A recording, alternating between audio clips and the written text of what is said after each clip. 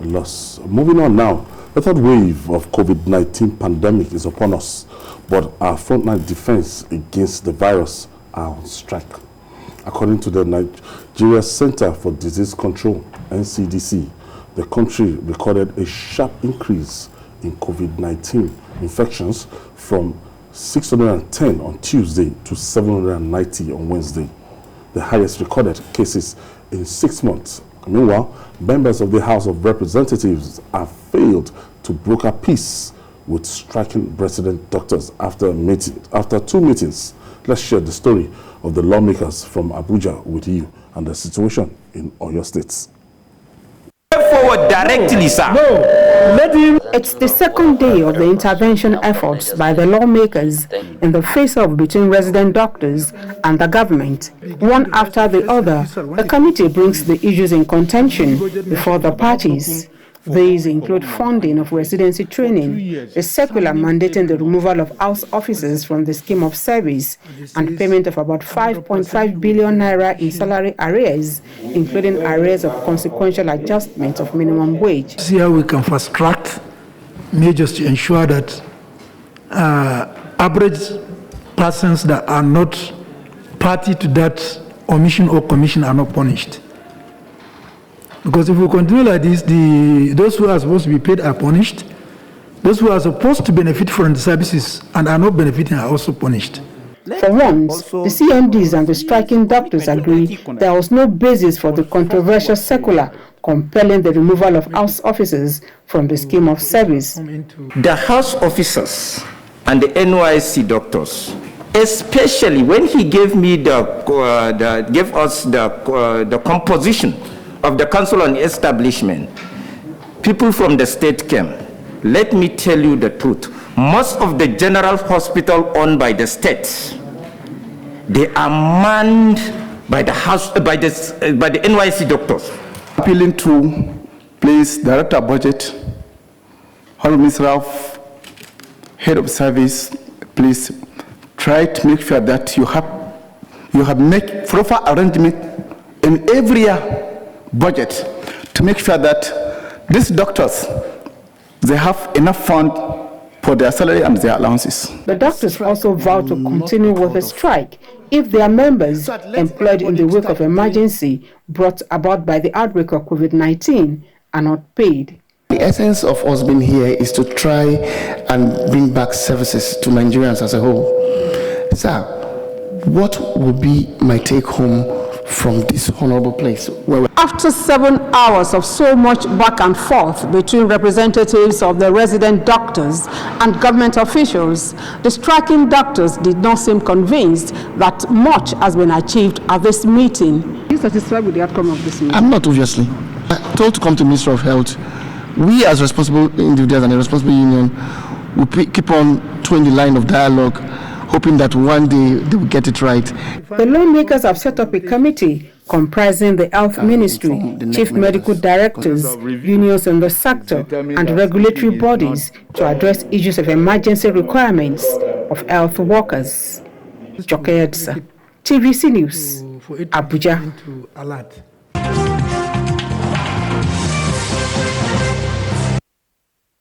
Despite threats by the federal government through the Minister of Labour and Productivity to enforce the no work, no pay rule, the doctors are undeterred.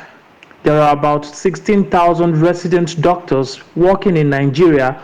According to reports, they constitute about 90% of the medical doctors in government-owned hospitals across the country. The industrial action is causing more pain to so many families, but there seem not to be solution in sight. The strike about the doctor, like we are here for how many days now, we are waiting for the surgery, but because of the strike they are not attending to us, and government is supposed to do something about it because we are not happy. The thing that government is supposed to produce in the hospital, we are here, we don't have anything, but we are providing even glove, everything. They'll ask you get this one, we are not happy. So we plead government to do something about it.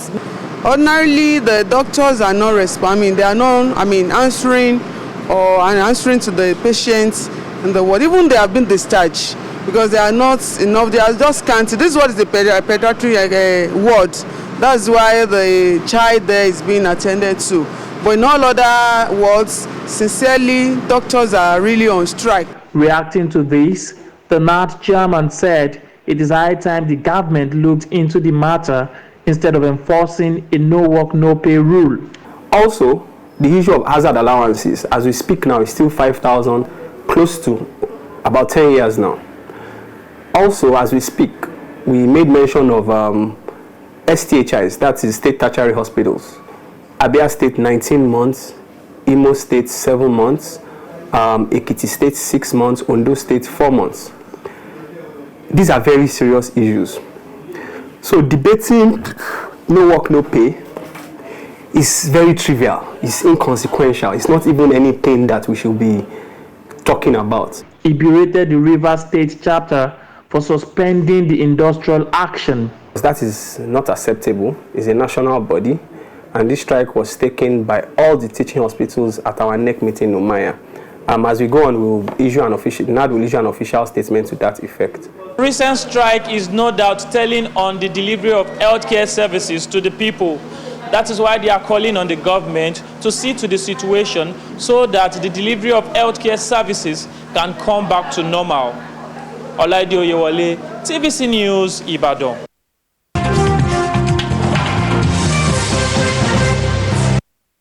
You know, sometimes when we have situations like this, the attention will be on the federal government. Yes. Now we've seen from this report that it's not only the federal government involved in this. How will Governor Ikpeazu be owing 19 months of hazard allowance? Yes. I was even waiting to see Benue, because anytime they are talking about salaries not paid, it is autumn that they always talk about. And the people talk about it, they don't live there, they don't know how many months is owing. Now, I was expecting that they would list Benue among those states, but I didn't see Benue. How many doctors do you have in Abia? That So now, Imo State, 7 months. Ondo, 4 months. Ekiti, 6 months. Abia, 19. How do you owe somebody who puts his own life on the line? That they are celebrated internationally. To save the lives of other people. Especially in this COVID season. They've lost 19 of their own members to COVID. You now feel comfortable to owe doctors. We are not talking about other categories of workers. No. You are owing doctors 19 months, and you can sort around as if nothing is happening. No wonder the president said this some time ago, that sometimes he wonders how governors sleep. How they are able to sleep when they know they are owing people several months salary. What is unheard of at doctors? I mean, it's unheard of. To hold doctors is even bad enough. Then to owe as much as 19 months. I don't know how. That's why ASU, as one of his demands, ASU demanded that the proliferation of state universities should be addressed. These governors who are opening up state universities here and there, and they do not have the capacity to fund those universities properly. Now, those state universities have, some of them have what's it called? They have teaching hospitals. Substandard. They have teaching hospitals. Now, those teaching hospitals, only funded. It's the doctors in those teaching hospitals that they refuse to pay. What these resident doctors have done is to try to see how they can use the union to address the plight of some of their colleagues, because whether we like it or not, they are doctors like them, they are members of their union. So that's why they are trying to use the umbrella body to try to help solve this problem. And I think that the governors who are owing doctors this several months salary, they need to be spoken to. That this is not how to behave. It's not how to behave. Many audits happen in our country. I don't understand.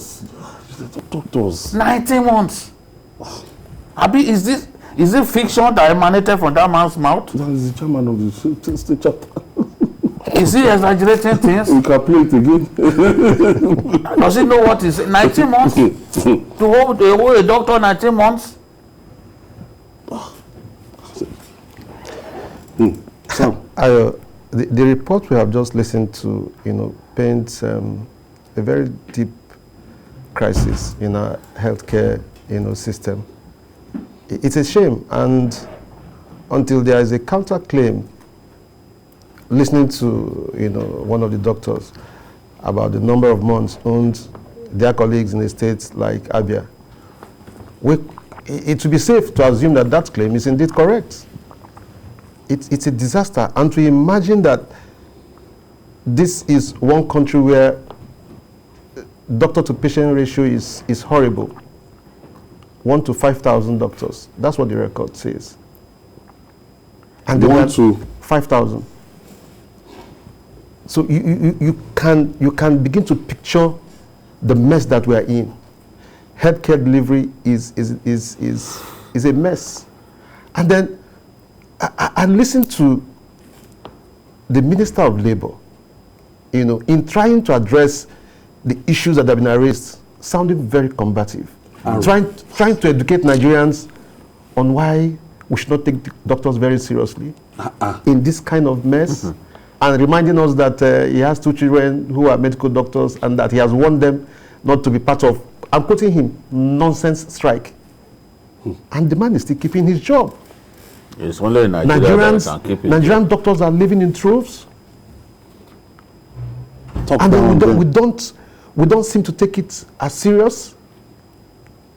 And then, you see, the irony of it is that if he was still practicing, ideally they should have withdrawn his certificate. Honestly, it's bar him from practicing for such unconscionable statement. So what's the advantage of you being a doctor and you are the minister?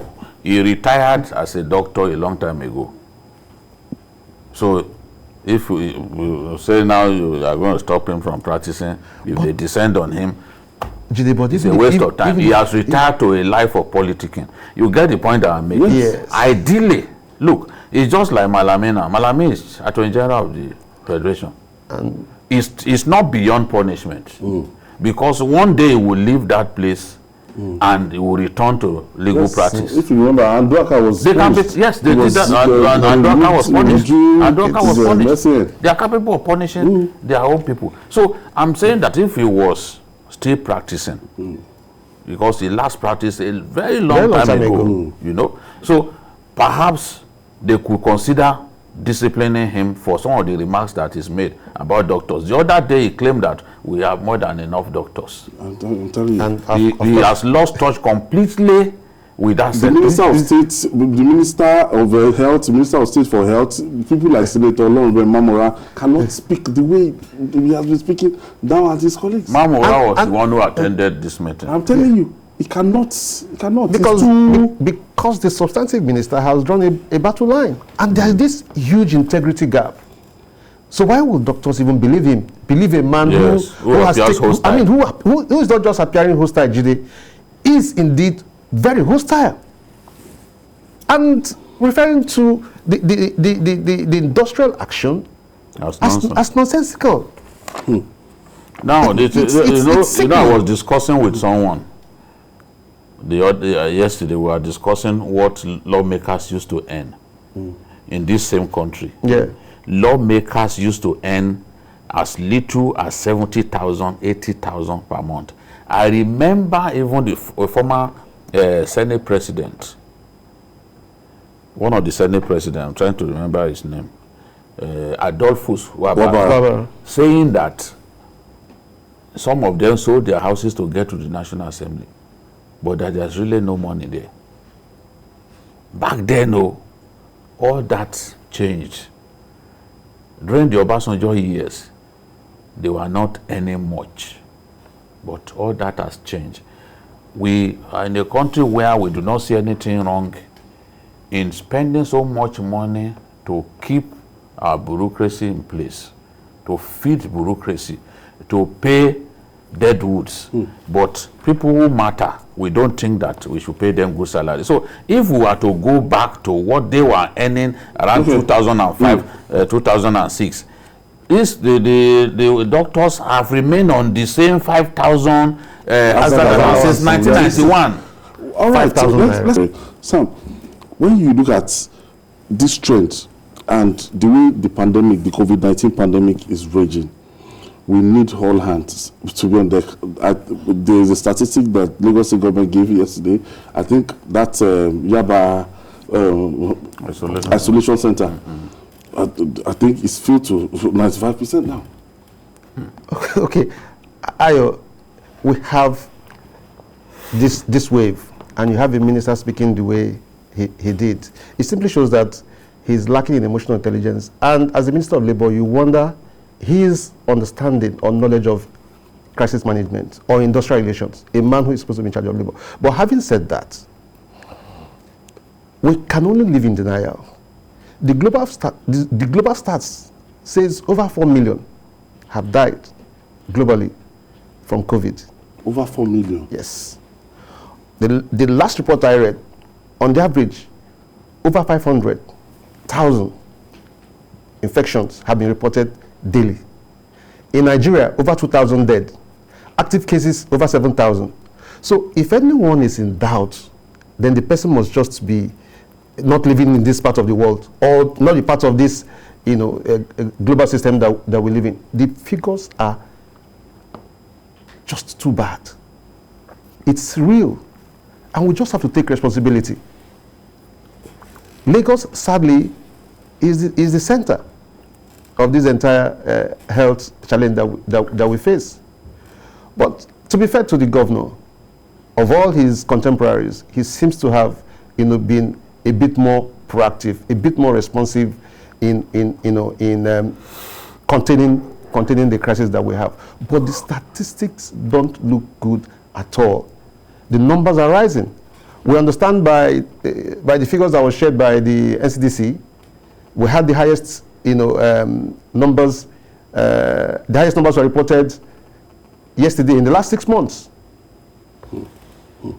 So anyone who is living in denial, we have him or herself to blame. We need to take responsibility. Yesterday, it has been established that in that orientation camp, NYC orientation camp, the rate at which the COVID people are testing, coppers are testing positive, because when they were mobilizing, they said part of the criterion of coming in is that they're going to test them, maybe positive or negative, and from what we've gathered, and even according to the Minister of Information, the rate at which COVID-19 is spreading across the orientation camp is quite worrisome. Well, that's not the information that I have. You can't get into that NYC orientation camp without a test. The camp is ongoing now. This one, the second week. You can't get into. I dare anyone to attempt to enter. We are here in Lagos. Okay. You won't get inside without a test. I can say that. Okay. You can't get in. You do a test because they don't want you to go and infect people. Others. And once it is established that you have it, they put you aside. The notion that people inside the camp, it is wrong. The House of Reps committee has even validated that it is not true that core members, that NYC camps, that people are suffering from COVID in NYC camp. The House of Reps committee has validated that. The NYC has put that in place. You can't get in. You and I can attempt it. We can leave tomorrow morning, or not just even let them know when we are coming. Let's attempt to enter the camp here. Whoever we may be, let's attempt to enter the camp and see if we can enter without a test. That is a system that they have put in place. People could come from their homes infected. You understand? But you are going to put to a test and then isolated. It will be irresponsible for NYC authorities the management to allow people to simply come in. No, they put measures in place, not just to ensure that students are safe. Do you know that in Niger, for example, about 10 local governments, they refuse to deploy people to 10 local governments. That's the same thing that they've done in Kaduna. If you see the number of people on orientation in Kaduna, extremely low, because this year has been a year like no other in terms of security breaches in Kaduna. So they've carefully taken just very few. And the governor, because the NYC camp in Kaduna is located on the way to Abuja, everyone knows that that place is not safe. The governor had to give them a place.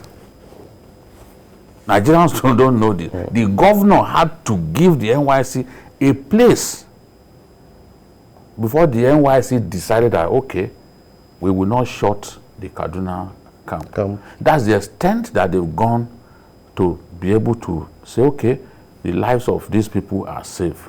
And it's the same attitude towards, well, I'm reading some of those things. It's not the truth. That, oh, NYC camp. No. That's the pressure that is out there now. No, but even the public relations officer, NYC denied that report. So you wonder. I've even seen even NTA. I saw the news on NTA that the thing is not true. Yeah. I don't know where these stories come from. Oh, the NYC well, I think it was the information minister who made those claims. Maybe some people told him what was not true, and he was misled. We've been in this same country. True. Where a CBN governor claimed that the National Assembly spends 1/4 of Nigeria's budget every year. He was misled by his staff.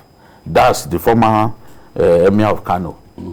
But when the Senate challenged that, look, what are you talking about? This is the budget. This is what is allocated to us. The Senate committee chair at that time on finance was led by Makarufi.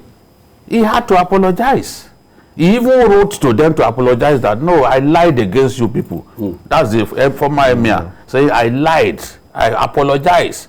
And when he apologized, because he apologized in secret, they released his apology letter to Punch. But you know, we have also had Punch now ran that story. Even in the presidency, okay, Aruna from Abuja. Good evening. Good evening. Thank you for staying with us. Nice. Haruna Mohammed is my name. I'm calling from Abuja. All right. Go ahead, Haruna. Okay, please. I just want to contribute on this doctor strike. First, I want to say thank you for enlightening us. Thanks. But it's because this state, they have been mentioning Abia 19 months, Imo some months, Ekiti is in 4 or whatever. But what I want to ask is that why is the heat on this doctor strike more on the federal? We are not hearing it from the state, whereby maybe they were pushing for strike. And Mr. Abajide made mention of something, he was surprised not to see Benue State. Which I'm happy not to see Benue. Granted, they are talking about a non-payment of salary in Benue State. But another state also that is even more on the light. They don't know. Benue State is Kogi State. We don't know. Kogi State. Thank you, Haruna Mohammed, for your contribution. So it's like, like I asked earlier, the spotlight is always on the federal government. The truth is, you see, the thing is not. This is just an item out of the demands. Other items concern the federal government. Other items, consequential. What's it called? Consequential adjustment, arrears of a training fund, the issue of hazard allowance. All of those ones concern the federal. It's just the issue of salary, non-payment of salary that concerns the states. Other issues concern the federal government. So it's not a wrong thing. Was it not the federal government that negotiated with them and entered into a memorandum of action with them and refused to implement them? You said you are going to pay them 33% of basic salary. It was the federal government. And another thing, by labor convention, it is the federal that represents all the tiers of government. That's why even the negotiation for minimum wage, it was the president who nominated Eyoita and the rest of them to negotiate on behalf of the other. It's only federal that is recognized, and then what was it called? The private sector is also recognized. But these other tiers of government, they are not recognizing labor this thing. And the way we are going, ultimately, if care is not taken, because we're told, okay, on the 16th of August now, that's is it tomorrow? 16th will be Monday, I think. I'm not. Today is 12th, 16th. Monday. So from next week, Monday is expected that Nigeria should come out. We have a new set of vaccines, which will be out. If you can access it on time, that people should start taking it. Because the way we are going, a lot of people regret not taking that AstraZeneca. Well, it's a good thing that the news out there is encouraging. Just today, it was reported that we had received 170,000 doses of the Johnson & Johnson came in today. We have over 4 million of the Moderna vaccine. Okay, apart from the Moderna vaccine, the Johnson & Johnson came in today. It came in today. Either 170 or 176,000. That's encouraging, and we understand it's just going to be a single dose. It's also said that government is going to be paying attention to those who don't have, who are a bit more vulnerable, so that they can take the one-off vaccination, so they don't have to do long trips and all that. That I understand is part of the plan. You don't have to come back after 2 weeks or 3 weeks. It's just one dose. Nice. So it's encouraging for those of us and the rest of Nigerians who have not had the opportunity to take the vaccine. It's an opportunity, to go take the vaccine and ensure that they are protected. COVID-19 is real. Let no one deceive the other. My greatest fear still has to do with how we are handling things. More and more people are coming into our country, evading quarantine, evading all of the measures that we have put in place. And everyone knows that it is through air travel that this thing spread across the world. So shouldn't we have an airtight system that ensures that these people can't get away? The governor of Lagos was complaining about people who even gave false addresses and phone numbers so that you won't be able to reach them. Can you do that? They are doing that. They are getting away with it. Now, of all the governors, it is the governor of Ekiti State who has come out to say, okay, gentlemen, it's now 50 persons per public event, and you must do physical distancing of 6 feet to the next person to you. So we need to go back to that. I know it's painful, event centers couldn't make money, this and that, but I'm alarmed at the rate at which this thing is rising. If we can suddenly get to 790 within just a few weeks, who knows what they'll be posting tomorrow? So we have to be more serious in checking this thing. And finally,